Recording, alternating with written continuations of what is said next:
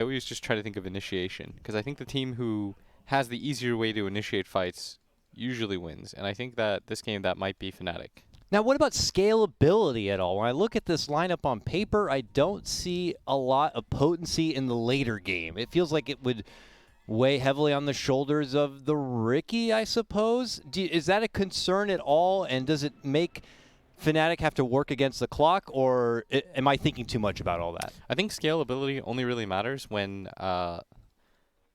it comes to like the ultra late game, but what probably matters more is like how easy it is for you to get your damage out. Okay. For example, if you're playing like Razor, or you're playing like Sven, one of the best late game carries, but you're against like Beastmaster, Razor plus like another stun that goes through BKB, it doesn't really matter that you can hit hard if you can't actually get your damage out. And I think in this game, at least for the early game, I think that Boom might struggle to get their damage out. Noted for sure. We'll see if that's going to be the case as things pan out. A little bit of a note right there. We saw 23 Savage trying to creep into the lower half of the map, but did not go uphill, which kind of gave Boom Esports the idea that there is a ward on that high ground. They know it's there. They'll be taking care of it soon enough, and then kind of have that freedom to roam from the bottom to the mid lane undetected. I will add one addendum. I think if this OD gets BKB at a reasonable time, I think it's going to be really hard for Fnatic to win.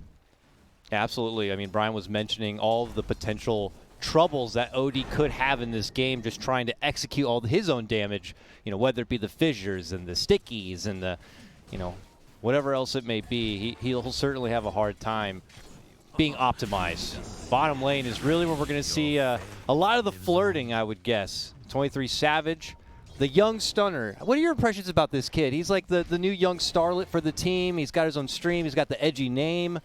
Do you think he's as good as people say? Yeah, I think he's a really good player. I think he just needs experience. Edgy name? I mean, it's a little bit clowny. I think he's just a play on... I have to imagine it's a play on 21 Savage, right? The rapper. Of course. So I think it's like pretty funny. So if his name was Blueface or Purpleface, you'd probably be more about it? Yeah. Okay. I mean, I think if anybody named themselves after Blueface, I'd probably lose a lot of respect for them in general. Oh, but okay.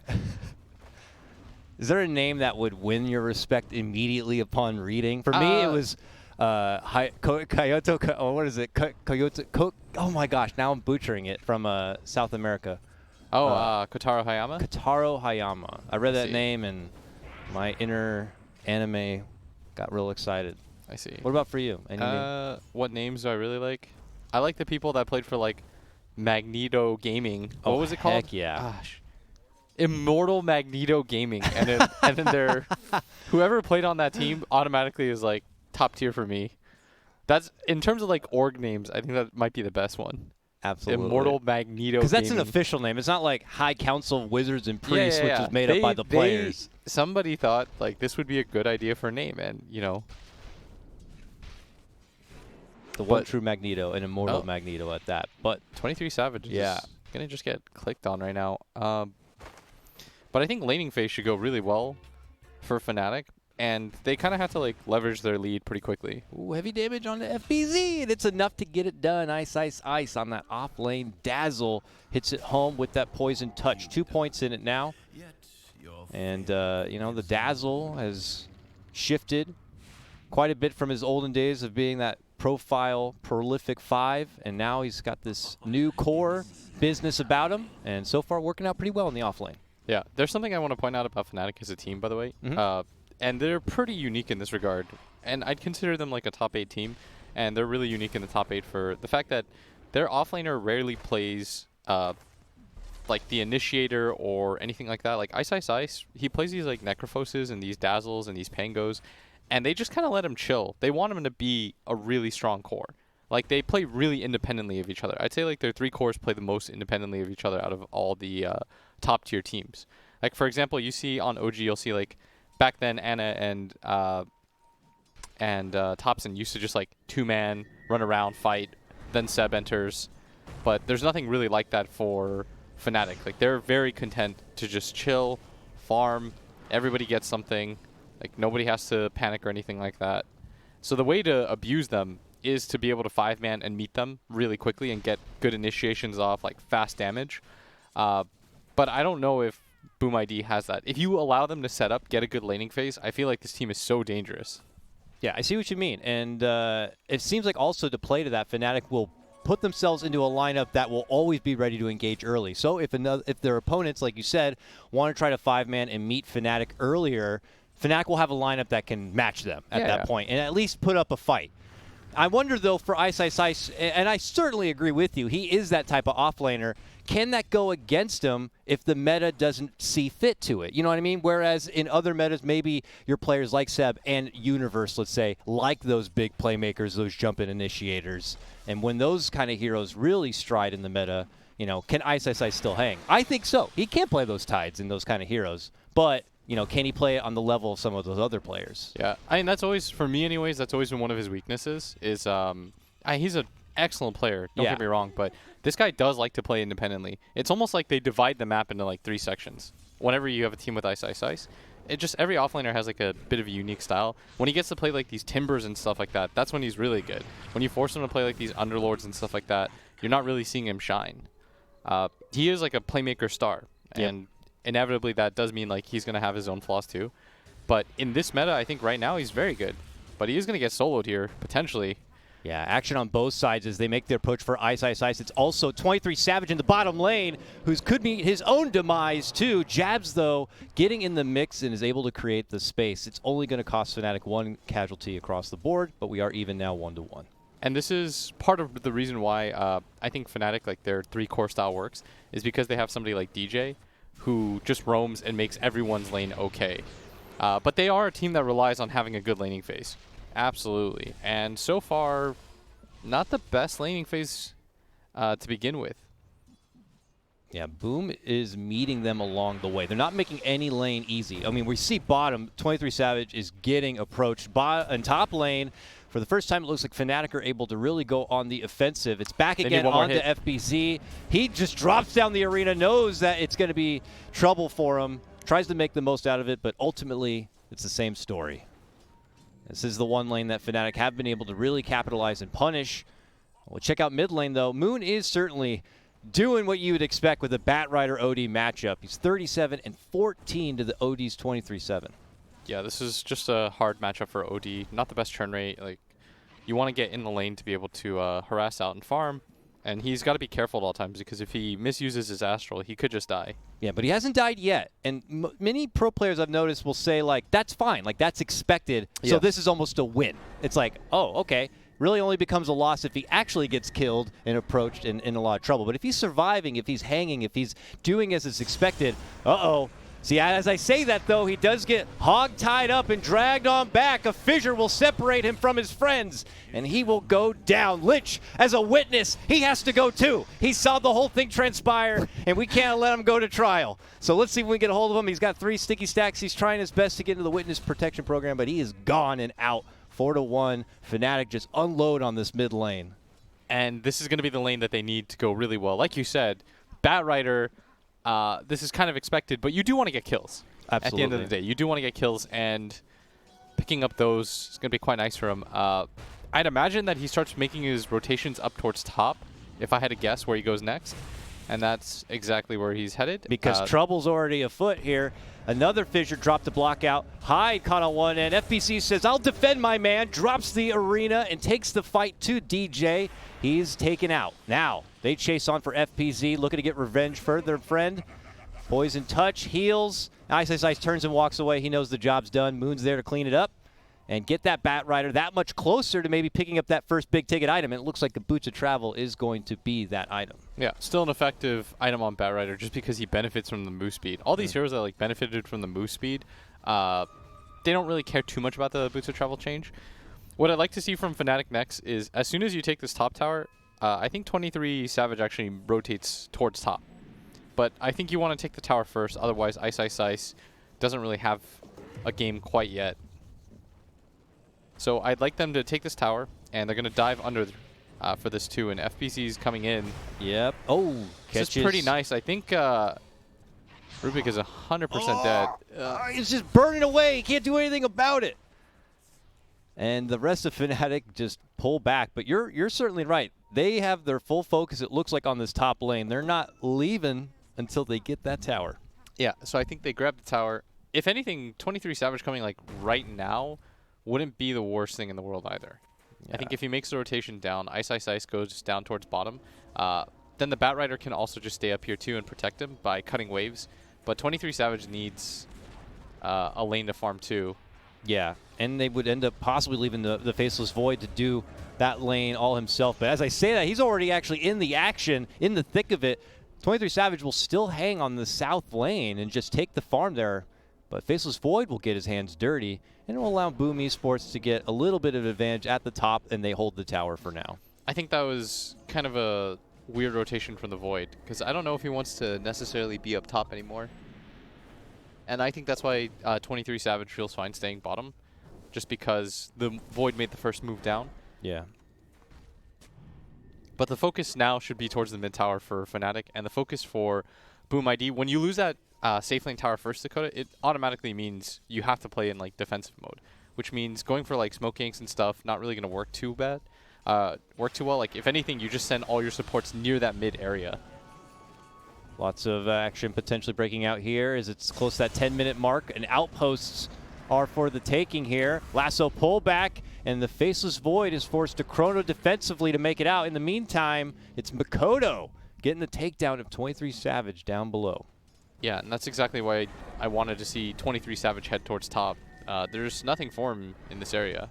Like even getting the Lich kill doesn't really do too much for him. But if he's top, maybe they get the kill on the Faceless Void when Moon gets the jump. And we'll see if he ultimately heads that way on his return now. Rest of the team. Yeah, now he makes the move. Yep. And I think this move was like a minute or two too late. And I think he realized that, and he's like, okay. So now what ends up happening is I think Ice probably shoves in one more wave, and then I think he pops his Necro Books and goes mid. Would be the play. I guess because he has a catapult here, he's going to go for this, but they could just TP in and try to fight this. Oh, he thought about killing it. Very touch and go here as Ice dances with the Void behind the tower, forces him to use the walk and step out. The rest of Fnatic kind of converging to this lane with the exception of the Batrider who is down here. They have to go mid, I would imagine. They're going to come in now. Just as the Batrider gets pulled into trouble, the Fissure's there from the outside, but reinforcements come a little too late if they were hoping to bail out the Bat. Do they still want to fight this? 23 Savage jumps in, and then they immediately pull off. Now the Arena going to be dropped on the jabs to separate him from the rest of the pack. They swarm him. He gets hit with the Grave. They're trying to bail him out, but you know they're short on firepower here. DJ maybe trying to creep in, look for an opportunity to go for the slam, but no opportunities there. They do manage to creep down the kill onto the Lich. 23 Savage narrowly going to get taken apart. Has to blink away from the trouble. Ice. Stepping back in, trying to help out his comrade here. And they keep dancing in and out and in and out. They will get Hyde. Fnatic really making the most of this. Yeah, Boom's getting outplayed right now. Very awkward. Boom just not comfortable fully committing towards the high ground. Pops the time walk, not nearly far away enough, but oh, he's actually okay. Firefly does run out, and they might look for haste rune. FBZ here. This would be a pretty big kill because Moon just respawned. Oh, he's trying to look for the angle on the spear. Oh, he missed it. He missed it, and now he's got to use the rest of that haste rune to run away. Unfortunate. Ice does take mid now. And 23 Savage is going to try to poke around this area. Once he gets his defusal, I'd imagine he wants to start playing deeper towards mid in the triangle, and his team can make their way up. But like we said, all three cores playing apart from each other. And the Boots of Travel allows this to Dakota because they have really deep outpost control, so their teammates can get in at a moment's notice, so they don't have to stand too close to each other. It's really feeling like for Boom, they are stuck together here in that buddy-buddy system. Let's see if they can change things up a bit. I think they have a smoke here, right? Yeah, they got a smoke. Probably need to check out the area first to be sure they're not going to do it under the watchful eye of, well, there is a ward here on the high ground. This is the problem with playing against like Batrider or Riki, is you don't feel comfortable playing on any of the lanes. Right. Yeah. You feel like you're going to get grabbed or somebody's going to get jumped, and so you're naturally going to cluster together, and this is where Fnatic excels, is they out-efficiency you, and then in about like 5 minutes, they'll just take every fight because they know they're 6-7K gold ahead of you.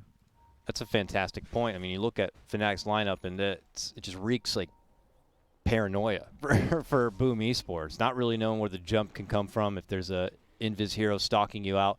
Here we go. Boom Esports. They do finally pop that smoke. Breaks. Head to the high ground. They move in. 23 Savage pops the smoke, so they pop the dust. He just blinks right out from the trouble, and the arena has got no contenders on the inside. Ugh, a big awkward there.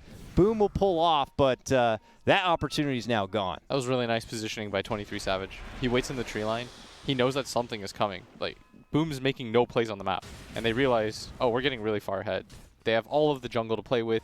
They've pushed out all 3 lanes at all times. Like, something's got to give at some point. Ugh, the Lich going to give his own life. DJ finds an opportunity to just blast him down with the big log. And we're not done yet. 23 Savage even chasing, corralling out the rest of Boom out from their own jungle. They have to go inside their own base for safety, and we're not even at 15 minutes yet. Fnatic just seem to be one step ahead. They're reading the gameplay of Boom nicely. They're reading the map, certainly, because they have a wealth of vision for them. And so much anti-vision. Like, look at all the sentries just dribbled across the map. Yeah, this is really important for Ricky, too. A lot of people forget, like, when you have Invis heroes on your teams, especially when they're one of your top 3 cores, you want to make sure that they're having a good game by placing sentries yourself. It's 23 Savage. He should be okay. The rest of his team is coming in right now. They need a blink target for him. Morale defeat if they can't get 23 Savage here when he's already so low. He's able to jump the jabs, but boom! The hammer comes down from Makoto and gets the job done. They turn back and take the follow-up takedown of Ice Ice Ice. Could be huge for Boom here if they could take more, but it just ends up being a 2 for 2. Now make it a 3 for 2. With Kez being able to pop the double kill onto jabs, Fnatic will fully withdraw. That was nice by Boom. And it all starts with 23 Savage getting really aggressive. So and we're going to take a look at the replay here and just kind of see how that all started. You see up at top, they get the jump on him. And the issue with getting caught this far is it forces your entire backline to become your front line. Like, everyone moves forward. They all know how this fight's going to look. And a very nice ulti from Makoto.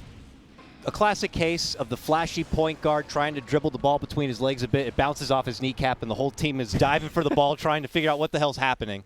All you got to do is simple pick and roll, you know? Simple pick and roll, but this kid over here has got to do some crazy double dribble, questionable travel plays. But, you know, it is what it is. You know, Fnatic will learn from that. He'll learn from that, and they fight back now. Yeah, and they died on the other side of the map, meaning Boom doesn't actually get anything for getting those kills. Yep. They haven't gotten anything, period, Will. Not a tower to their name. Yeah. And now Fnatic know they don't have the Chronosphere. They don't have those big ults, so they can just take the fight right back to them. They swarm around Mars and take the big bouncer out first and foremost, just to send a message. And this is the benefit of playing aggressively, is that even if you lose fights, and I want all pub players especially to take note of this, when you take fights on the other side of the map, in the enemy's jungle and not your own jungle, this is what happens. Like, this is how you default create space on the map. This is how you make the game easier for everybody to play, because right now Fnatic have all the tier 1 towers, 1 tier 2 tower, and it's in large part because they're playing aggressively on the other side.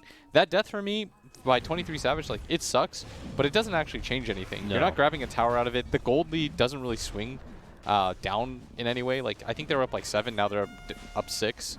They're about to get an Aegis for this too. Like, those kinds of deaths I never mind when you're being aggressive. If anything, just gives a false sense of security to where Boom Esports really stands in this game. They're going to get a real hit of that once they see the message on the screen now that Roche has been finished. Just as they make their approach, this could turn into a wonderful setup for Fnatic. But look at this, Mars stepping in, tries to isolate 23 Savage, huge javelin into the wall, and they pop the Aegis at the start of the fight. This is nice. Oh, big dunk from DJ, evaporates Lich, melts him down, and Boom got to back off. They didn't like that. Yeah, they've got a full retreat right now. Moon moves in. He's got that haste rune. He's dragging OD all the way back to his friends, but the jump in comes out from the Chrono. It's back off cooldown. Where's the damage, though? And he's starting to dish out some hits on the DJ, but like you mentioned, they don't quite have the damage to wipe the floor of Fnatic. And now with that, they got to bail. They have nothing else to offer here. That wasn't terrible for Boom at all. They did get the Aegis out of the way immediately. They kill the Earthshaker. They lose 2, which sucks, of course. But, I mean, they were already pretty far behind. So getting any sort of trade, not allowing Fnatic to just use the Aegis to push, I think is okay considering the circumstances. Again, though, it would be that much better if it's fights that can turn into objectives or turn into just at least +1s to help out your economy a bit, because, you know, it feels like at the end of the day, Fnatic are still trading evenly on the fight enough to still feel confident to push across the map and get things done. They only have, let me see, 2 more Tier 2s remain for Fnatic to kind of finish things off and push things forward. But coming into this game, a lot of questions were about Fnatic's lineup and the scalability and the late game. You know, do you have any new thoughts on that now? I mean, certainly it still feels like it's all Fnatic, but is that clock there at all? Like, if they can't get this done for some reason by like 25, 30 minutes. I think they need more than that. Yeah. I think it's when OD gets items. Like, I think when the OD gets items, they can win. He's like the real true 1 position in this game. The Void is just going to set up for him, but they need the OD hitting things. Like, as soon as he gets nabbed and he doesn't get to get any damage out, then the Riki gets on top of him. What is he going to do? He really needs a BKB for them to be able to win the team fight. They do have that queued up next, but he's got to somehow farm that. And really, where out there can you even farm right now? Yeah. Fnatic are still hanging out in their turf. That's taking why away everything. I didn't want to give you like an exact time when you were like, how long? It's like, well, how long will it take them to farm a BKB? They could potentially just win a fight, take 2 towers. It's true. Then they could get it in the next like 4 minutes. And that would be excellent. But they could also just lose the next 4 fights, and even though it's like 25 minutes, he'd have like an Ogre Axe. Does feel pretty dependent on Fnatic to play a much more passive game now moving forward. And, yeah, not trying to take any more risks or try to take the match to Boom, but I just don't foresee that at all happening. Fnatic still taking it to Boom as we see them pluck away all the fresh wards they just planted on the south part of this map. And now I imagine they're going to head north immediately. Necrobook 3, especially on an offlaner, and you just get a free gem essentially. Yep. And they see each other. Who's going to make that first move? It's a jump in from FBZ. Gets a nice arena to try to separate DJ Fnatic. dodges. They make the move in for Bat. DJ is swinging around, dancing with the Mars as best he can. Moon makes it to the low ground, and now the Mars is isolated from the rest of the pack. Him and Rubik gonna be the first set to fall. They still have battle Boom, have to run back inside. I mean, still have no chrono for 20 seconds. You know, Fnatic could easily take this tier 2. Thought DJ was gonna die, as now the odds reflect probably what the game really looks like. For sure. 1-7 right now. That's, I don't know if I would take those odds. Maybe if it was like 1-12, I might. But as it stands right now, yeah, not catch me on that on the Boom ID. Not even in Vegas, and 4 drinks deep. It would be too hard. Here mid lane though, Fnatic not pulling off the pedal. Lich can't even feel comfortable trying to make it to the high ground to drop a safety ward or any sort of safety net defensively. Rubik tiptoes outside and immediately pays the price. You got to have a friend if you want to walk out there, buddy. It's too dangerous. He is not utilizing the buddy system right now. Certainly not. No holding hands at the present. It's like, you know, in kindergarten where all the kids have the rope attached to themselves and they just drag one kid and they all come along. They need that. They need that rope. But without that safety net, they're just cowering inside and have to just hand over the little bits of lane farm available to the Void and to the OD. But even as you see the Mars trying to creep out the front door to be like, is it safe, guys? No, they'll tie you up by the neck and throw you outside. Moon is vicious. That is, I mean, this game right now, when you can't even leave your base, he was like a foot outside his base. He just gets jumped on and Boom just has to watch it happen. Nobody else wants to get caught. Yeah, you're getting caught from a Bat, get caught out from a Riki. And now you have stuff like the blinking DJ Earthshaker and company to go along with it. This nowhere feels safe. You know, Boomer splitting themselves around a bit right now, but you know, it's Fnatic who just have full control. And they're just going to, you know, as we say, tighten their grip. Here we go. 2-on-1 opportunity for Boom at the top lane. It's worth it. All right, get it. Got to get that morale somehow. Boom. 100% worth. Oh no, Hyde has found a little book friend. Ah, it's life. You know, certainly they feel all worth as they finally if they get could that get a kill on DJ here, this would be so big. Oh, but Makoto's also in trouble. He gets just handled from DJ and 23 Savage within the arena. They do end up losing the Bat, but okay, decent Chain Frost is going to be shrugged off by Ice and Savage. They end up, you know, losing FBZ. No surprise there. The only survivor now is the Void. Dream picked up some money, though.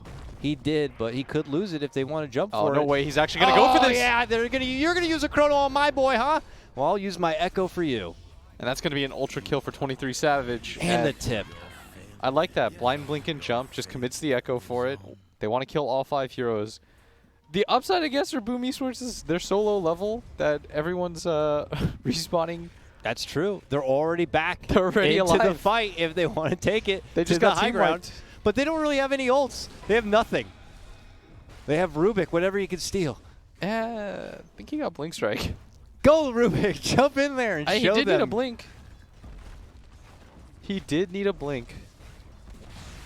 He hits him with a fade ball on the way out. Like, stop that. And, well, it looks like Fnatic will have a little bit of mercy. Just take the tier 3 and backpedal once again. The economy is all theirs. If they want to play it slow up until the here we have a replay of that iconic chrono to the top lane that got that Batrider kill. But, you know, it's more or less going to be the same. I don't know what kind of risks Boom can take here moving forward that can tip the scales. But we are now pushing up to a 20K net worth advantage after that fight. And here, possibly, Fnatic could be moving in for the death blow. Here comes the Centaur. The smoke is there. They lead it off with the fissure, the bump back of Mars, the Lich Just let the also Lich under live. pressure. Just let him live. No, he saw the whole thing, Will. He's got to go. We can't have witnesses. You remember. They chase forward. Fnatic into the high ground. They're looking to close things out. But, oh, careful here. Batrider in trouble. Gets the hammer. Gets healed up. He's going to be just fine. Gets Makoto, real low, but... Makoto was hoping to have at least a little bit of something. A tiny feather for his cap. But he gets nothing. And they're just not catching any breaks right now. No. Fnatic is not letting up. They are just kicking them repeatedly. I mean, this is what their lineup set out to do, and it looks like they got to do it in full force, unhinged, with really no problems along the way.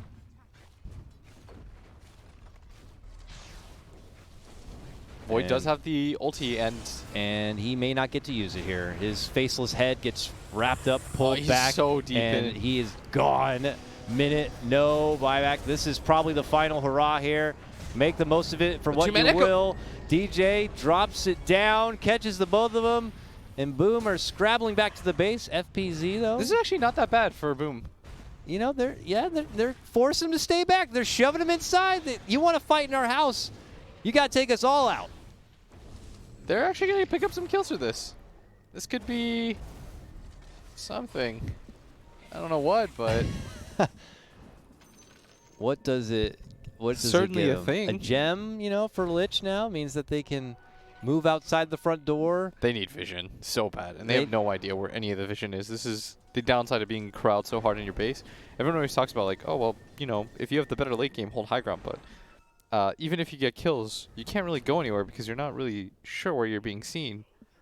And you don't want to just take a fight outside your base. That's ill-advised. So you want to get your own vision out as soon as you possibly can. And whenever you're playing against like Gems or Necro 3s, these kinds of wards are always the scariest to place. Whenever you place like low ground wards, they're going to die, Dakota. They'll die every time. For now, at least they're able to get their jungle back for a little bit of side farm and the outpost.